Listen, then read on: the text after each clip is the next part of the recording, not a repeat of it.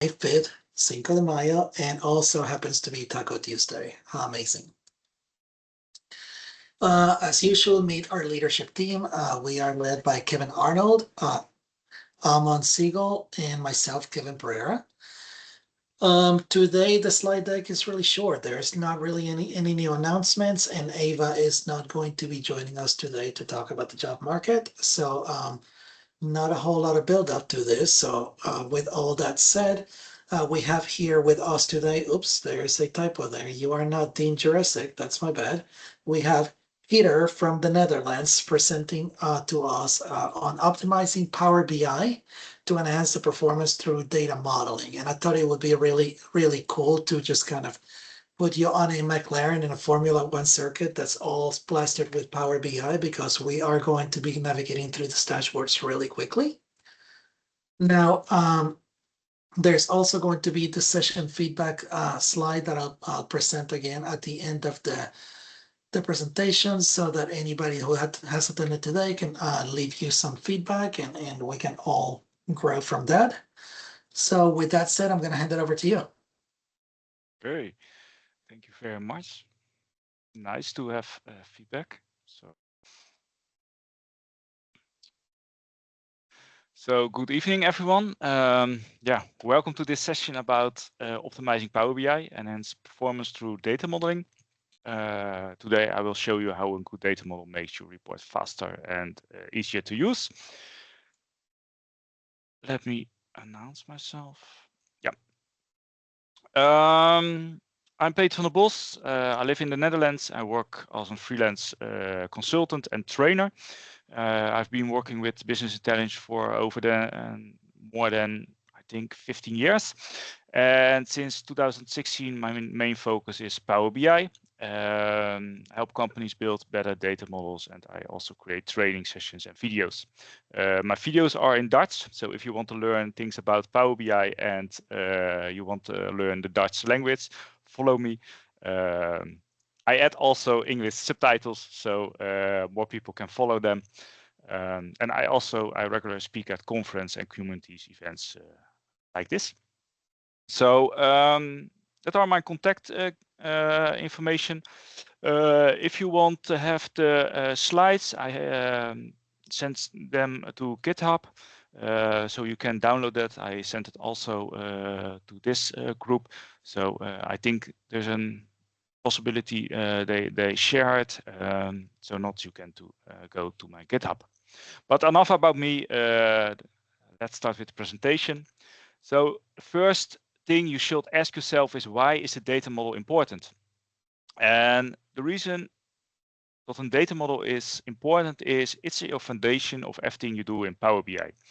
So if it is not a well-designed data model, you have a lot of performance problems, but also it's your layer where you want to have, if you use AI, you can connect to your data model, and if it is not well designed, you get not always the right answer in your questions. So, and 80% of the performance issues are related to the data model. And in many cases, a customer asked me, yeah, my report is very slow. What is the problem? And what I say in the most cases is the data model. And sometimes they have a lot of rows with DAX queries, and they are very proud about it. The values are correct. And sometimes it's nice to see what they have built. But the only thing what I think is your data model is not well designed, so you have a lot of problems in your DAX query. And if you have a well designed data model, your DAX queries are very short, very small, and simpler DAX leads to faster reports. So that's my main focus. The data model is so important, and I think we see on this moment the importance of a data model is growing, and why we use that also for IE. So your basic is your data model. So how we can create a well-designed data model. Now, the first question we have is always if we connect to a SQL database, want you an import or a direct query? And this is a very important question. And why? If you want the import, we download all the data to the data model in Power BI. So the Vertipack engine compress everything on the best way, so he can show you the results very fast. With direct query, he sent a query to your SQL server or your data warehouse, and it's depending on how fast your SQL server or your data warehouse is, and sometimes how many queries it can handle in a certain of time. And also, if you have a lot of customers, or sorry, a lot of colleagues, they send also queries, it can make everything a little bit slow. So let's show you that I have two tables in a Power BI file. And the first one is the fact sales on direct query. He's connected with my SQL database. It's on the same server of on the same computer, laptop, and we have the fact sales, and that's the import modus. So let's show you the difference. If I go to the tab with import, we see a card. If we clear the cache and refresh the visualization, we see it taken 36 milliseconds to show the result. And if we clear it again, 28. So it's very fast. If I make the same thing with the direct query, and I clear the cache, refresh the visualization, it takes 159 milliseconds. So we see it's a lot slower, and this is a very easy calculation. So if you create a big DAX query, it's in the most of the time a lot slower. So that's the reason I always choose for the import modus, but and also one of the reason is the Vertipack engine. He compressed the data on a better way.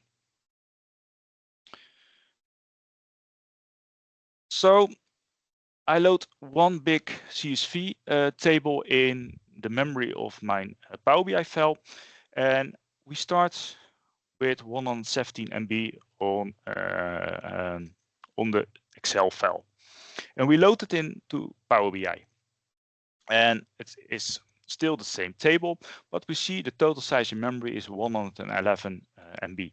So something under the hood is compress the data on a better way than in the CSV file. And if we split it in a fact and dimension, and I tell you later in the session how we can create the different tables, we have 19 MB in the size in the memory. And that's very important. And why is it so important? If you have a license from Power BI, it's kept on the memory size. So if you have a Power BI Pro license, you can have 1 GB in your memory. And if you have a premium pay user, you can you can 100 GB have in your memory size. So this is very important, and why RAM is very expensive. So the reason the Power BI data model is stored in the RAM memory of your computer.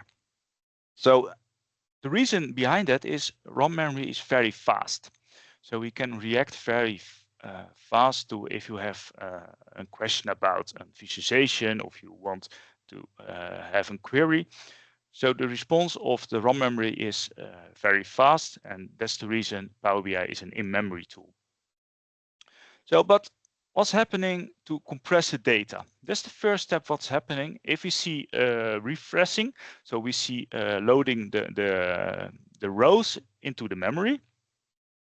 It takes sometimes a little bit longer, and the reason behind that is Vertipack is compressed data on every column. So let me explain what the Vertipack is, how the Vertipack compress the data on the right way. For the example, I have two columns, the unit cost and the store name. And let's start with the store name. We see the first step Vertipack is doing is the dictionary encoding. So we see on the left side the column with the store names. So they are long, it's in text. And if we store that in the memory, it take more memory of what is necessary. So he says memory door change the text to an integer. So we create a column with IDs. This is the column he have created in the memory, and he create an ID for every name in the store name. So we see for the North American online store, you have a store name ID 1, Europe is 2, and we have Asian, that is 3. So if it is necessary of the reason behind that, if the column is compressed on a better way, but that's not the first thing he do. This is the first thing, but the second thing he start is run length encoding. So we have the same column as before. So store name ID is stored on the same way, and he group by all the IDs, and we see he group by the 1, the 2nd, and the 3rd. And if he group by that column on the right way, he create a small table. And in this case, it's 3 columns and 3 rows.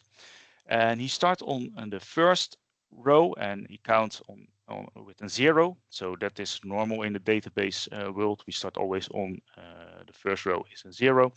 And the next 4 rows are is a store name ID. So he know in that table the next 4 rows are store name ID 1. Then the second row is store name ID 2. It starts on row 4, and the next 4 rows are filled with store name ID 2. And for the last one, store name ID 3, start on row 7, and the next 2 rows are filled with store name ID 3. So that is how he compressed the column. And for now, it's not a very big column, but imagine yourself if you have a column from 1 billion rows with 3 distincts. Then he creates the same table, 3 columns, 3 rows. And if he create that for every column in the table, he store the data on a very compressed way, and it's very easy for the Vertipack engine to collect the right data if you use a query or you use a visualization. So this is the second step he does to compress the data. Then the last step is value encoding or bit packing. So in this case, we use the column unit cost, and it starts with 10 euro, and it ends with, or it finishes with 19 euro. And he takes the smallest number and extract that from the number. So we see in the first row, he extracts 10 euro, and we have a 0 in this value. And we see also for every value he extracted, so he stores a fewer bits, and that's very handy if you have a lot of values. And this is one of the things he do with value encoding, but he use a lot of types of compress on the best way the data. So he scan the column and he choose I can divide it or do something else. It's a little bit a secret sauce from Microsoft. So he scans the column and take the best match what is possible to get fewer bits in the values. So that is the third thing the Vertipack engine use to compress the data on the right way. And then we have the sort order. And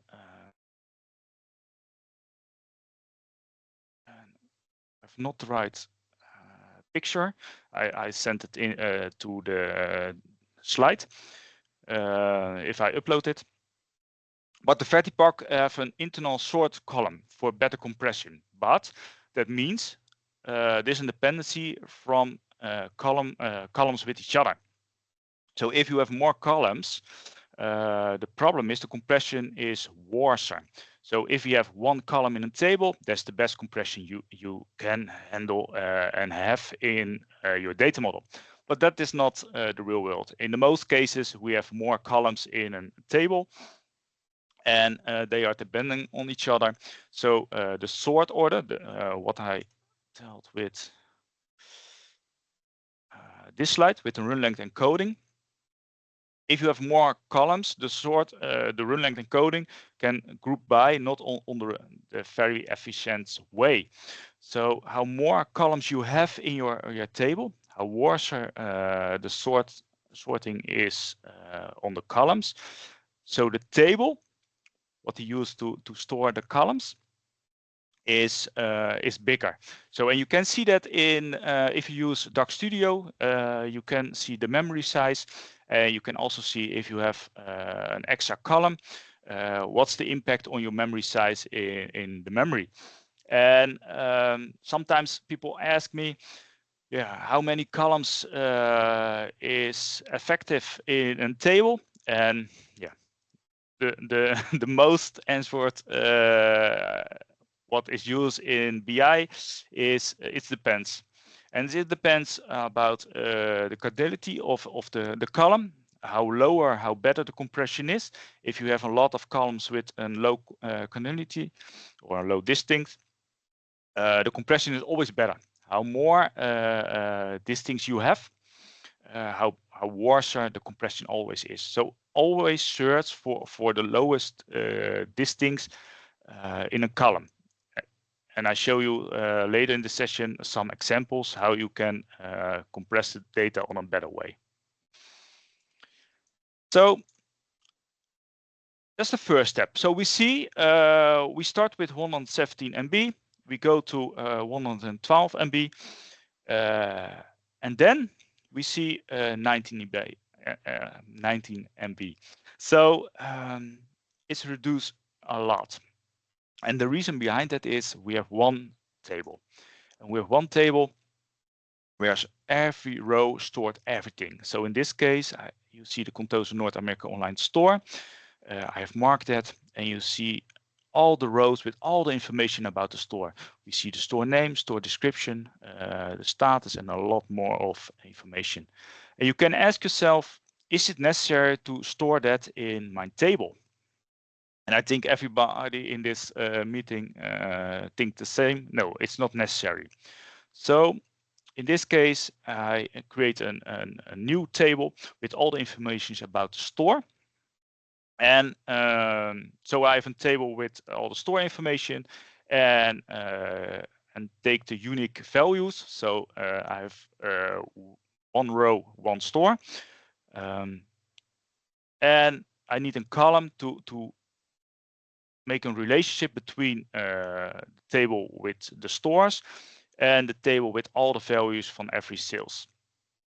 So for example, I have here the fact table, and where we have all the values where we can make calculations on. And I have a column with store key. It's a unique key related to the store table. I have here the store table with all the unique stores. So we have 3 stores in this table. This is called a dimension table, and this is called a fact table. And in a fact table, you won't only have columns where you can measure something, or you make a relationship with different dimensions. So if we create this tables, we have the fact tables, dimension tables. Dimension tables have only unique values. So it's not possible you have 2 store keys with 307.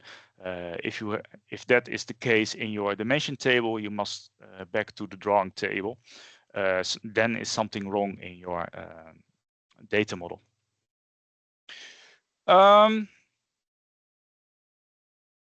we have created two separate tables, a dimension and a fact, and we make a star schema. So what is the meaning of a star schema? We have the sales table in the middle, that's a fact table, and we have the dimension tables around it.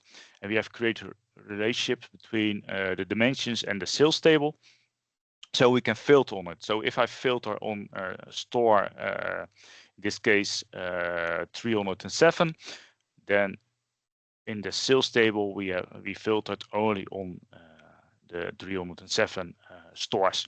So we see everything what is sold in that store.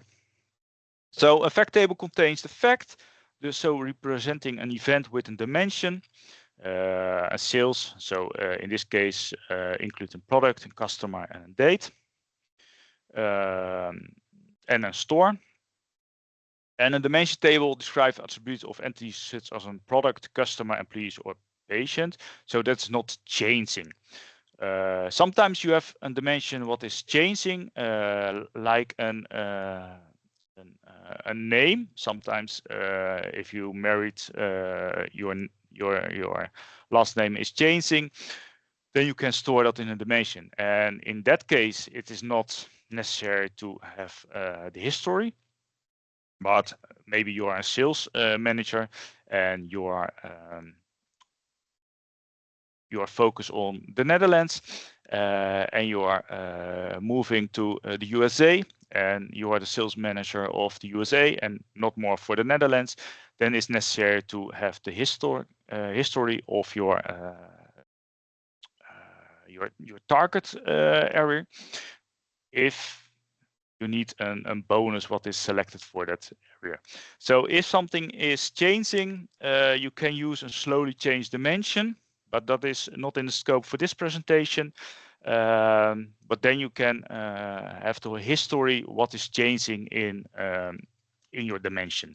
But for this case and for this presentation, we have only a dimension, and that's not changing on this moment. So we have the star schema. The Vertipack engine is designed to work with a star schema. So always use a star schema. If you build different schemas, it's not very fast. The Vertipack engine reacts not very great on that. There's one exception, and that is the snowflake model. And we see here we have product subcategory, and product category. They linked to each other, and that's a snowflake schema. So we go to the biggest category to the smallest, and product is linked to the sales table. I don't use a lot snowflake models. Sometimes if my dimension is too big, I mean with big wide. So if I have too many columns, then I separate it in different tables. That is the reason I use sometimes snowflake models, but in the most cases I don't use that. A snowflake is not wrong, but a star schema is preferred for a well-designed data model. Peter? Yeah. There's a rather detailed question from Rani about how you model, about building a star schema model where one of the dimensions has the same cardinality as the facts. It's a very long question. It might be too difficult to read it and digest it. I was trying to read it like while you were talking. And you may not want to take that now and talk about it later, but it is about modeling. And obviously that's what you're talking about now. Yeah. And I scanned the question. Yeah, it's very long. It's very long. Yeah, for now it's not in the scope for the grain. But I have given a presentation about the grain, so the important to use the right grain with the fact and your dimension. I sent the link to that presentation, so I think that's the best way to give an answer to Okay, Rani. thank you. Thank you. Okay, no problem.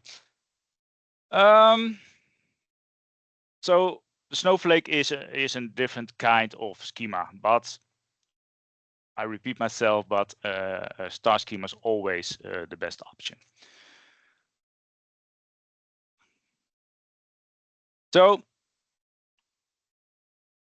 I repeat myself again, but what does an optimized data model consist of? The fact table, that are values you can calculate on, like sales, revenue, or sold products, and a dimension table values you filter or group by. And for me, a rule of thumb is sometimes I must make a decision of the column is it's a fact or a dimension, and I image myself a bar chart. So everything on the axis are a dimension, and everything in the bars is a fact. So there's a very easy rule of thumb to make a choice how you where the column is stored. And then if you have created the well-designed tables with facts and dimension, then we must create the relationships. And to create the relationship between the tables, we need keys. And we have a primary key. There's a unique key that is stored always in the dimension table. And it's not possible to have the same keys in a dimension table. If there is a same key in a dimension table, you must check what's happening. Then something is wrong in your data, in your table. Then we have also a foreign key, and that is belong in your fact table. So in the most cases, you sold a product many times, so the foreign key comes many times in your fact table. So that are the keys you use in to create a relationship. Then we have the filtering, and that's very important. And a very strong relationship is the one-to-many. And I always advise to use the one-to-many. Then we have the one-to-one relationship. So you have unique values in the dimension, and also unique values in the fact table, for example. Yeah, if that is the case, you know what the dimension is and you know what the fact table is. You filter from the dimension to the fact table. Use the one-to-many. So you use always a strong relationship. In the most cases, I have that if I deploy a data model for the first time and I use a sample from one day. Then it's possible I get a one-to-one relationship. In the most cases, I change that relationship to one-to-many. So I know if I load more days or more data, everything works fine. If you choose the wrong relationship, the relationship can be broken in Power BI. So the refreshing is not working. So be careful if you chose a different relationship. And then the last one is the many-to-many. And I advise don't use the many-to-many. It's a very weak relationship. It's ambiguous.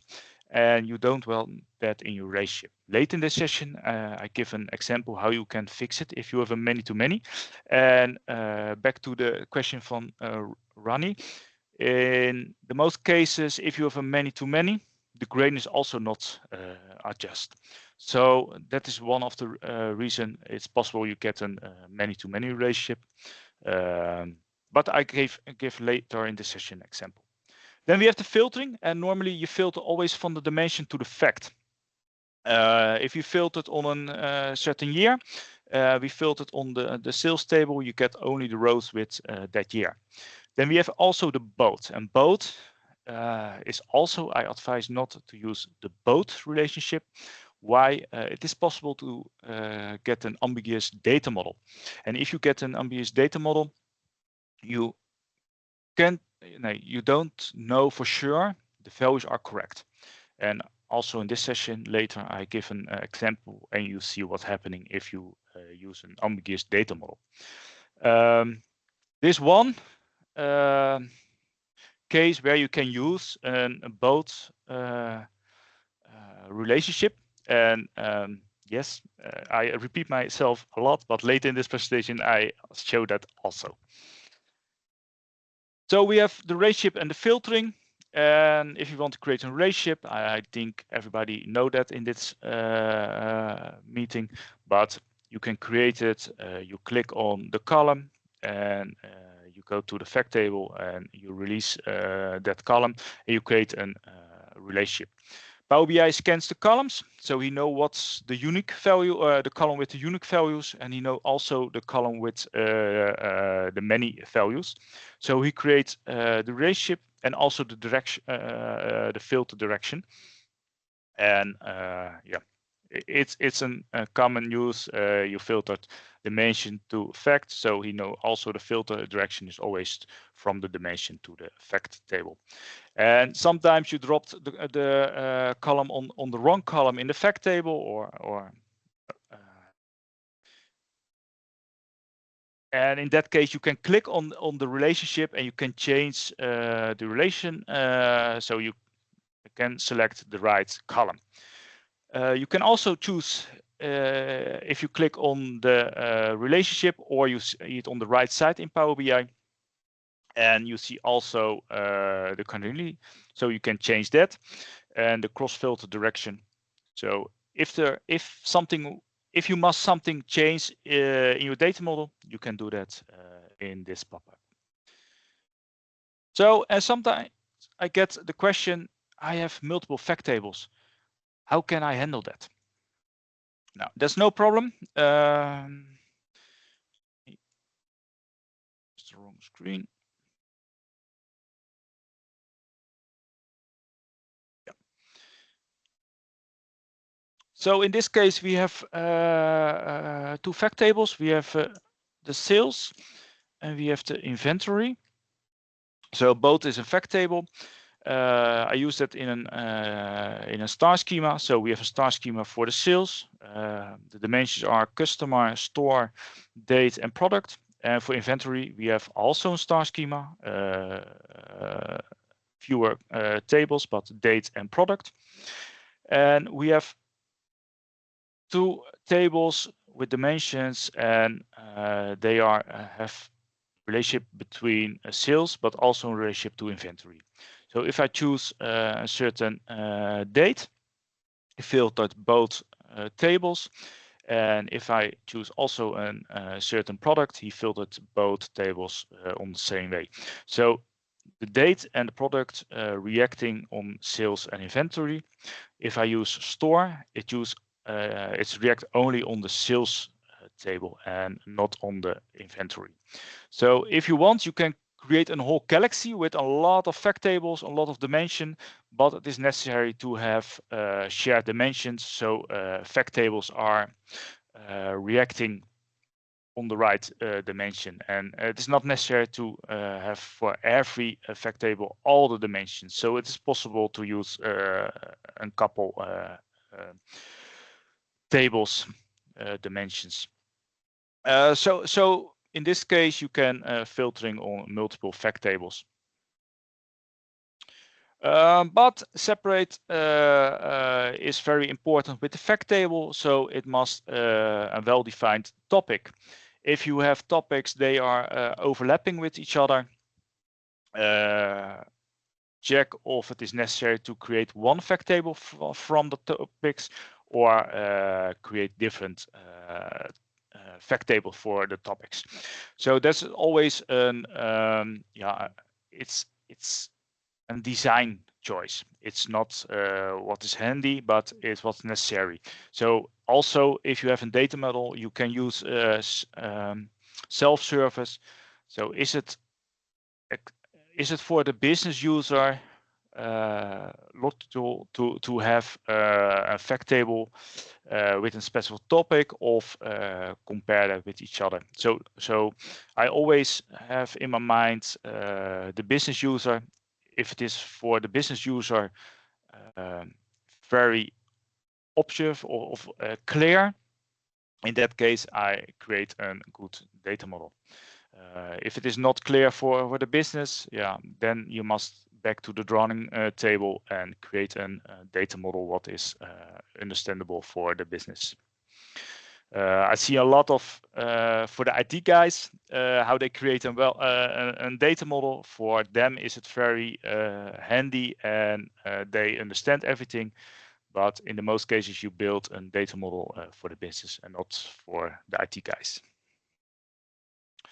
So earlier, I explained if you use a bidirectional relationship for the filtering on your relationship, it is possible to get an ambiguous data model. Let me show you an example.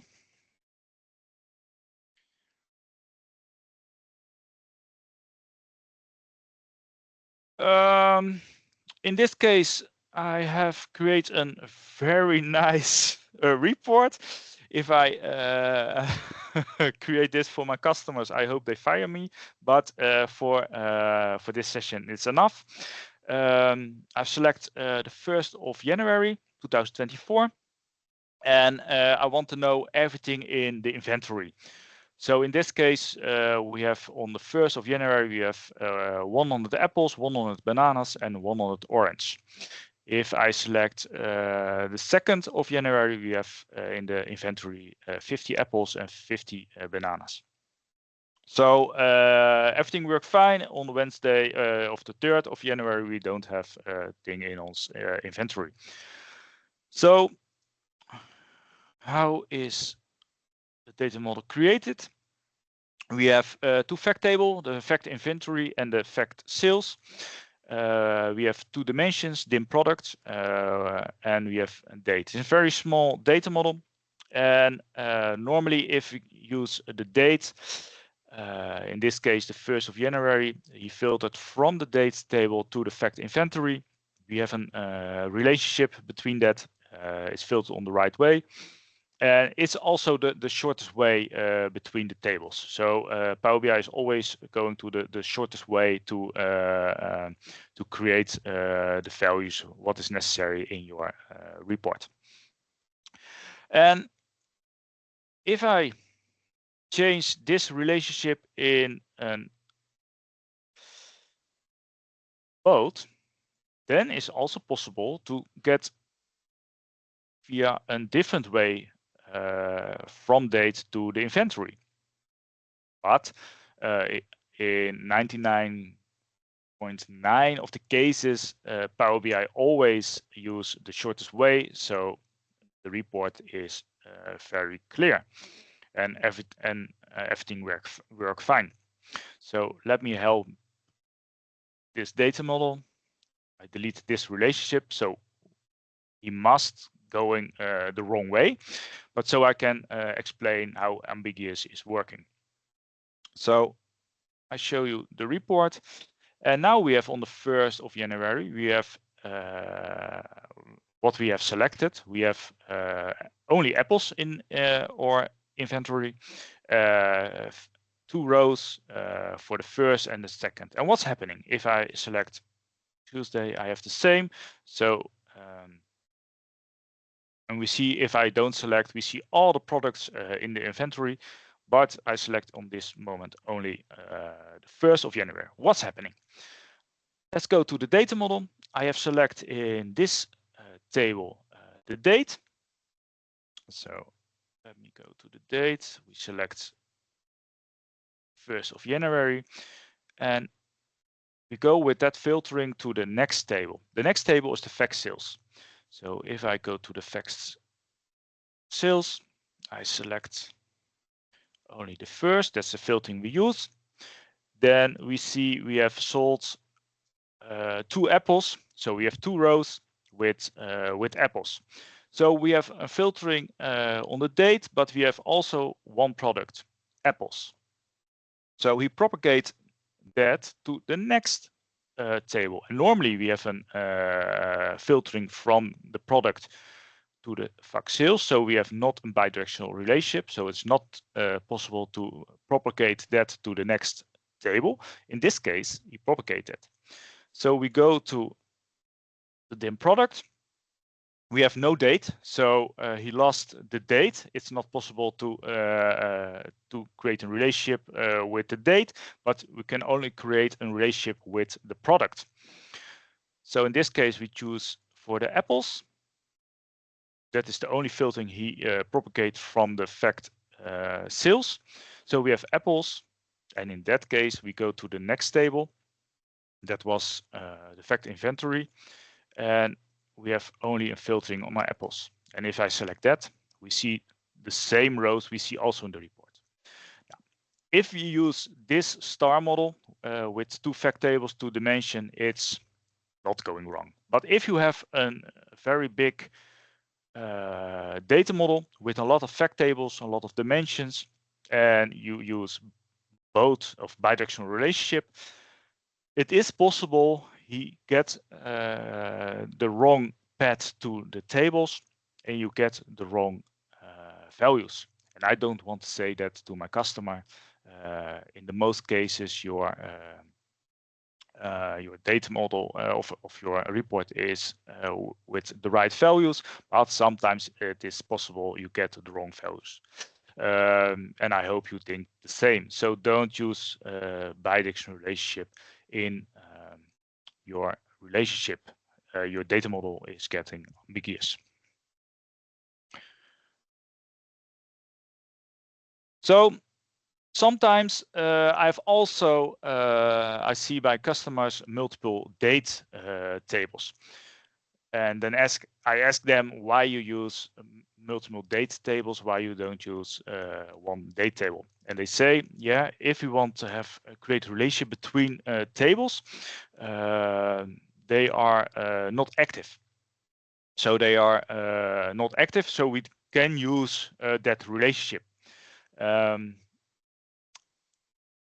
But if you add extra data to your model, we say we want to compress the data on the right way. So everything what is not necessary in your well-designed data model, get rid of that. Use only the data what is necessary and what is unique. So if you have multiple data tables, yeah, it costs data and it is not necessary. If you want to have multiple relationship between tables, it is possible. And yeah, there's one relationship is active, and there's also a good case. Use always that relationship, but in some cases you need the not active relationship, and then you can use the function in DAX use relationship. So then in that case, the relationship is active only in that query you use that function. So small example we have in this case, we have the fact sales table, we have the dates table. We have a relationship between date and the date key. So that is the active relationship. You see that is a normal line.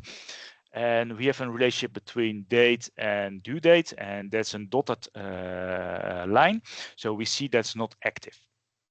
So if we want to make that active, we use relationship.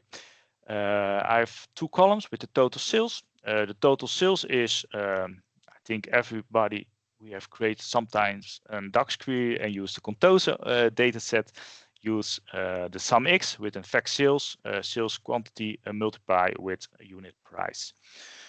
So that is the basic query for the total sales. And to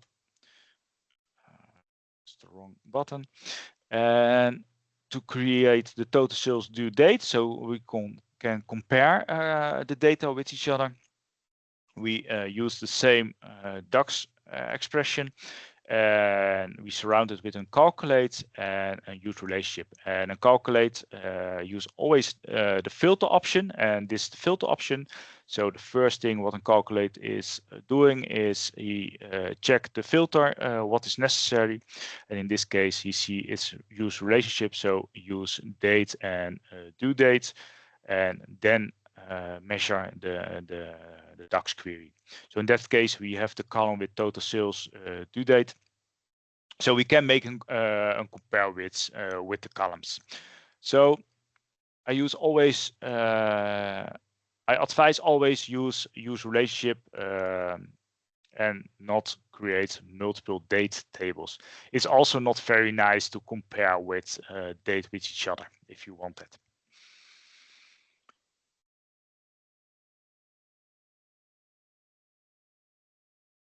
Okay.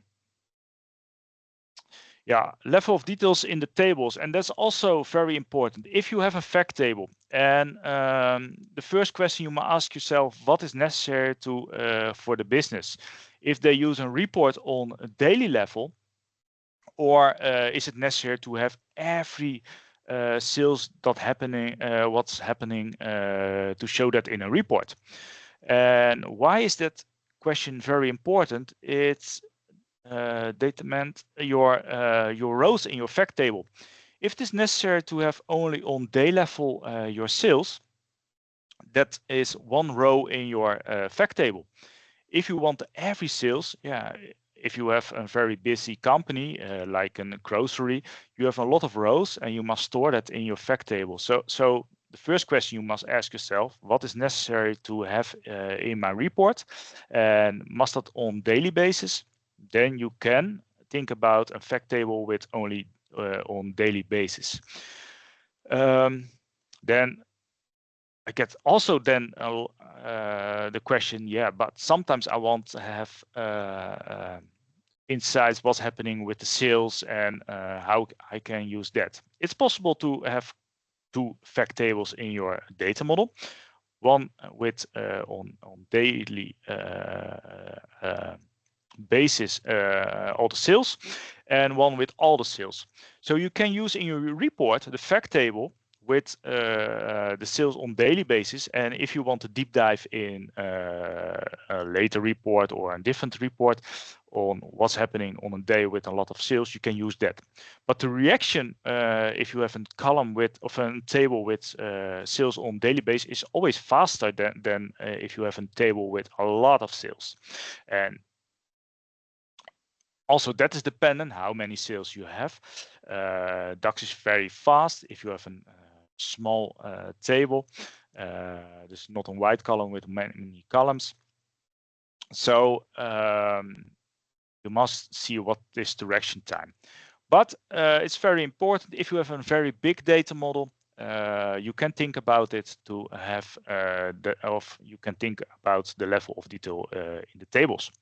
So that's one of the things you can do to get the size smaller in your data model. So then the many-to-many relationship. Yeah, how we can fix a many-to-many relationship. In the most cases, you can use a bridge table. A bridge table is a table where we combine the IDs. So in this case,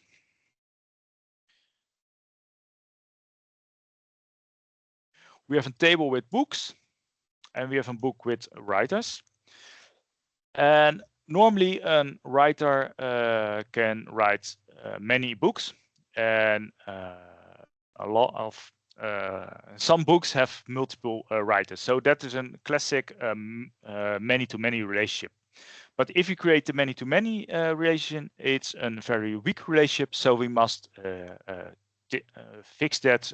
We create a strong relationship. So in this case, we have a table with all the unique book IDs and writers ID, and all the unique combinations. So if you create the bridge table, in this case is that the book and writers table, we see we have the book ID. We have the book ID and the writers ID. And normally, if we connect books to writers table, this is the many-to-many relationship. And in this case, we have a one-to-many and a one-to-many on this side. So we have a very strong relationship. If I select a writer, we filter this table, and we have only the IDs with writers, and we have only the book IDs what are written door that writer. And normally we have a filter option from dimension to fact, and this is a sort of facts. Yeah, I don't want to say that, but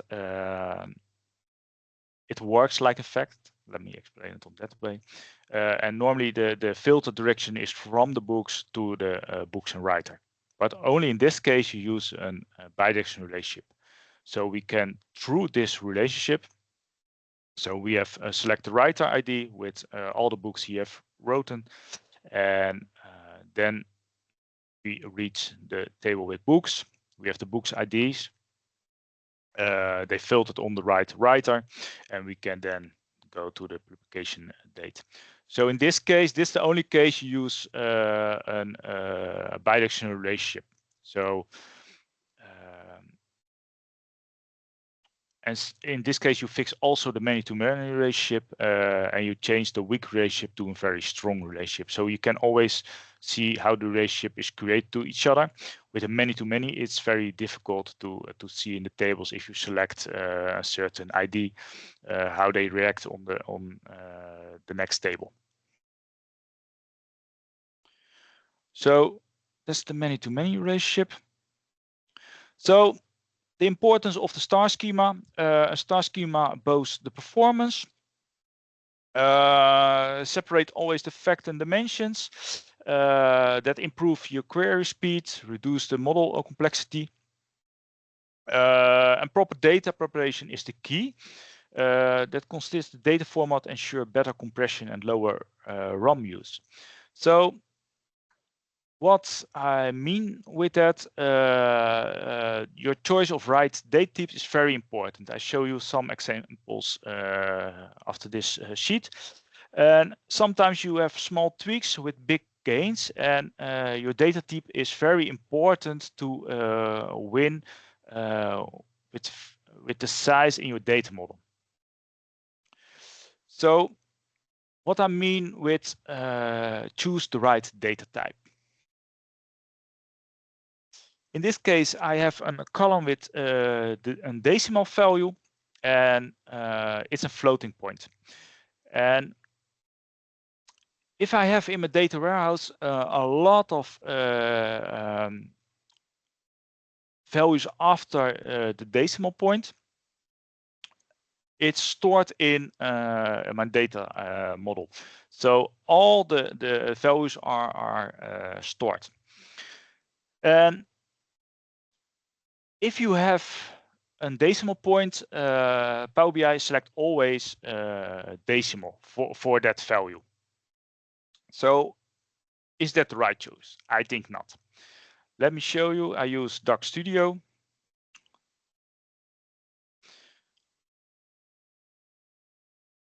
Go to the Advanced tab, View Matrix, and so I can see all the things in my data model. Now we have one table.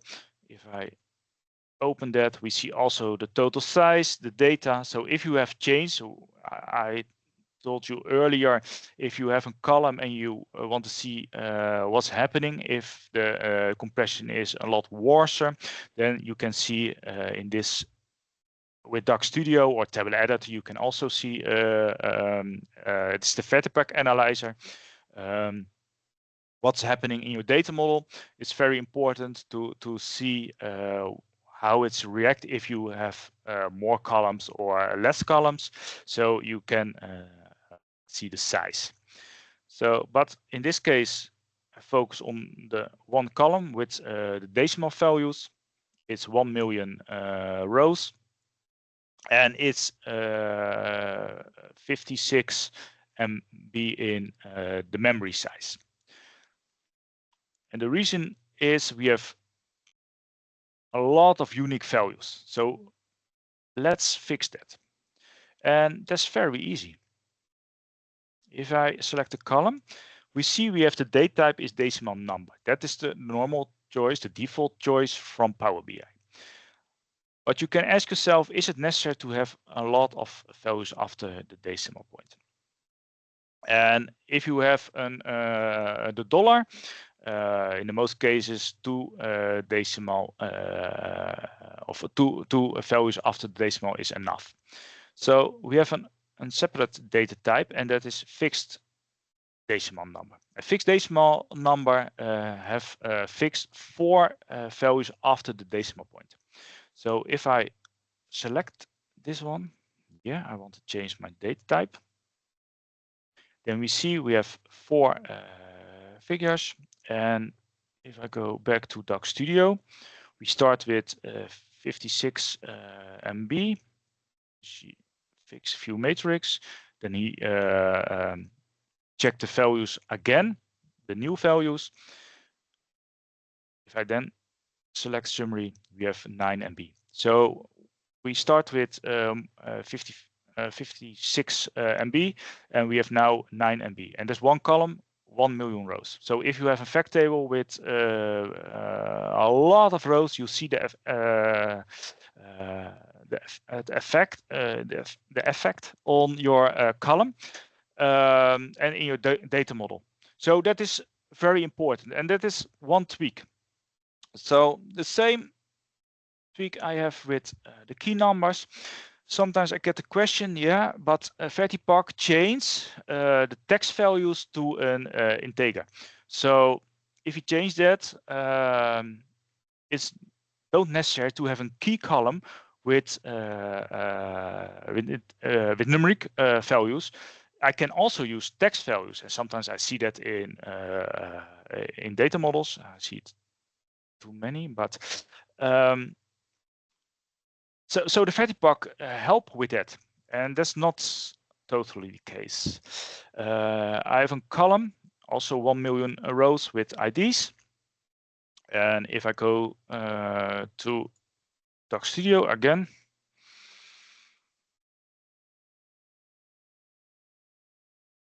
go to View Matrix, summary is 6 MB.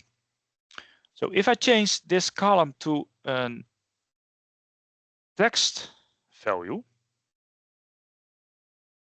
we know Power BI is creating, in that case, a dictionary where you have the ID values with the numeric, but that's not for this column. We have only unique values. And if the column only contains unique values, you create not a small table for that. Or in this case, it's not very handy. You have then 1 million rows, and you have also a column with where you start with the unique values, and a column what the IDs, and you have a dictionary. So and this is also a little bit the secret sauce from Microsoft. It is not very clear what they do with for the compression, but it's not handy to create a dictionary if you have only unique values. So let's go back to Doc Studio.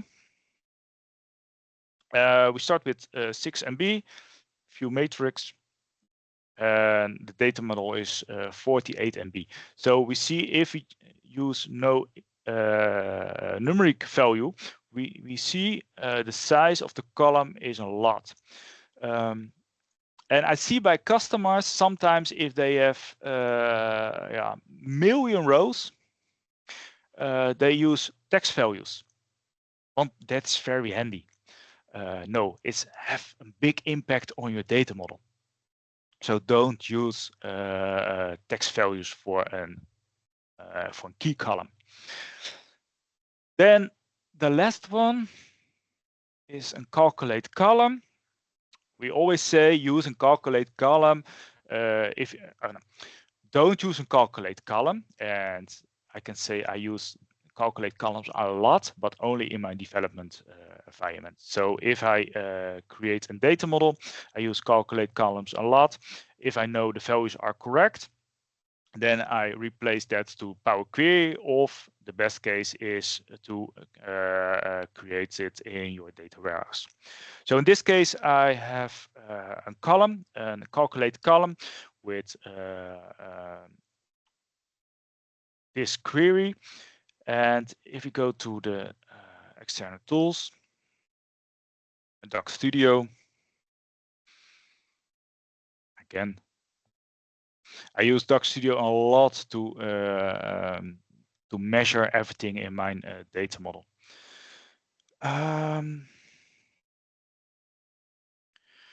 So it's 8 MB, and I also preparate and calculate column or the calculate column in the Power Query. So I have handled everything in the Power Query.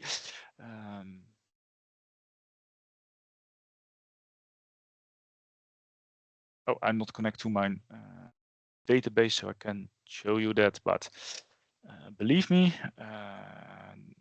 Doc Studio.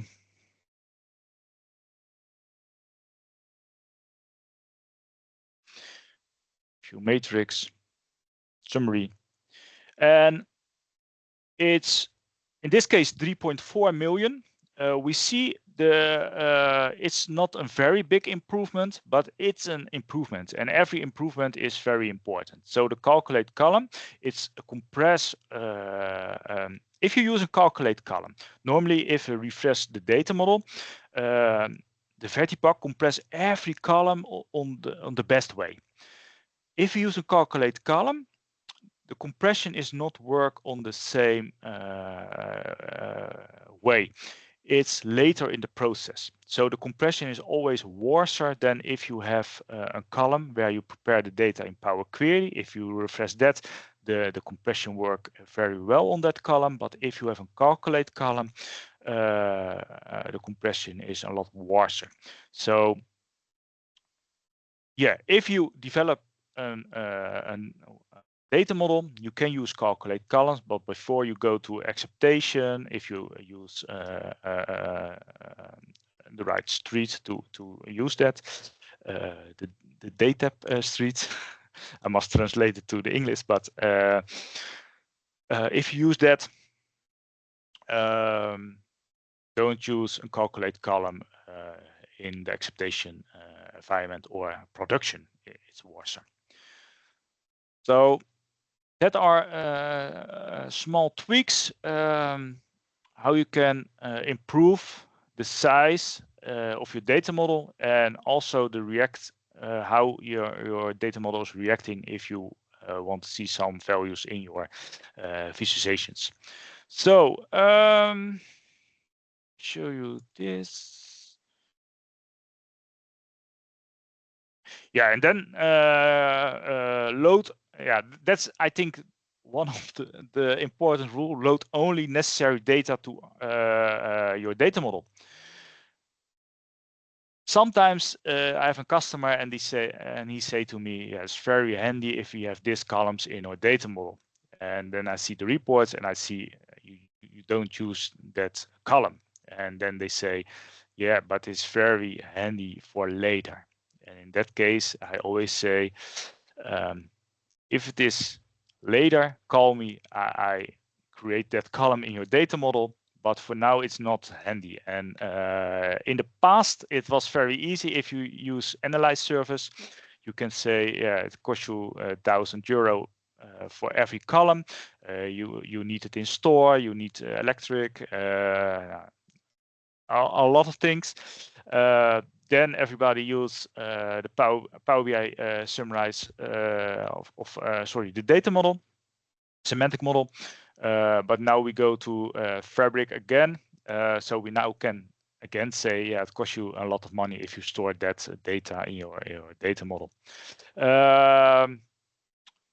But only store data what is useful in your reports and what is also is necessary for your reports. So calculate columns. I have shown you that also. So the best practice, always use a star schema or a snowflake schema if necessary. A fact table contains values for calculation. A dimension table contains values for filtering. Think on the rule of thumb. If you use in your mind a bar chart, you know what on the axis, that's your dimension. Everything in the bars is in the fact. Avoid using bidirectional relationship. I have shown you what's happening if you use a bidirectional relationship. Include only the data you actually use. And determine the level of detail for your tables. So, and that's the first question before you build your data model.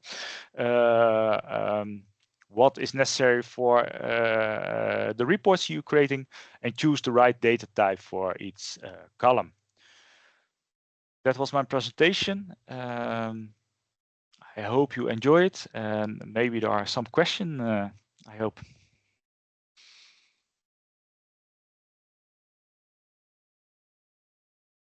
Yeah, thank you, Peter. Oh, thanks. Yeah, it's great to see a slide with best practices like this. I have had many conversations in the past where organizations are trying to use Power BI for operational reporting as well, and they want to have every single piece of data known to their organization in the model, and then they wonder why imports take too long. Yeah, but for real, if you refresh the data and it takes very long, yeah, it can happen if you refresh at night or something. But everything is slow and the reports are slowing, and yeah, and the first time if you show a report and it take 30 seconds, they say okay, no problem. But the 5th time they open the report, they are a little bit annoying. Yep.